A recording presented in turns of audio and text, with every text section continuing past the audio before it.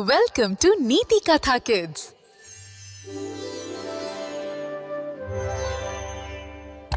एका सुंदर गवताळ प्रदेशात कासव नावाचा एक छोटा कासव राहत होता.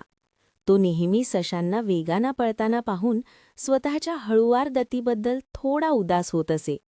कधीकधी वेगानं पळण्याचा प्रयत्न करून थकून जाई. एक दिवस गर्विष्ठ वाऱ्याने म्हणजे वायूने मोठमोठ्याने घोषणा केली की तो सर्वात वेगवान आहे. त्याने सर्वांना शर्यतीचे आव्हान दिले. कासवाच्या पोटात धडधड झाली, पण त्याच्या मनात स्वतःला सिद्ध करण्याची तीव्र इच्छा निर्माण झाली. कासवाने आव्हान स्वीकारले आणि शर्यत सुरू झाली. तो वेगाने धावण्याचा प्रयत्न करू लागला, पण त्याचे छोटे पाय लगेच थकून गेले. वायू हसत हसत पुढे निघून गेला आणि कासव धूळ खात मागे राहिला. तरीही कासवाने हार मानली नाही. त्याने एक चोरवाटा निवडला, पण तो चिखलाने आणि मुळांनी भरलेला होता. लवकरच तो एका मोठ्या चिखलात अडकला, एकटा आणि निराश. सूर्य मावळू लागला आणि कासव अजूनही चिखलात अडकलेला होता. त्याला वाटले की तो कधीच जिंकणार नाही. अपयशाच्या भीतीमुळे त्याला खूप वाईट वाटले, जणू सर्वजण त्याची थट्टा करतील.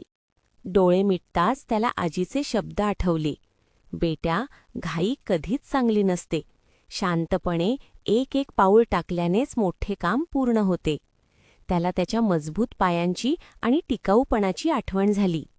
त्याने घाई न करता काळजीपूर्वक स्वतःला चिखलातून बाहेर काढले. त्याने एक एक पाऊल शांतपणे आणि धैर्याने टाकण्यास सुरुवात केली, आजूबाजूच्या मार्गाचे निरीक्षण करत. इतर प्राणी कुतूहलाने त्याला पाहू लागले.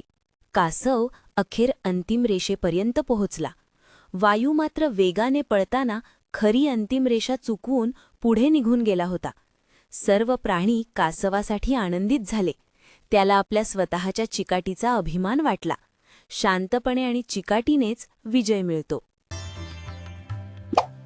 Like, share and subscribe for more stories.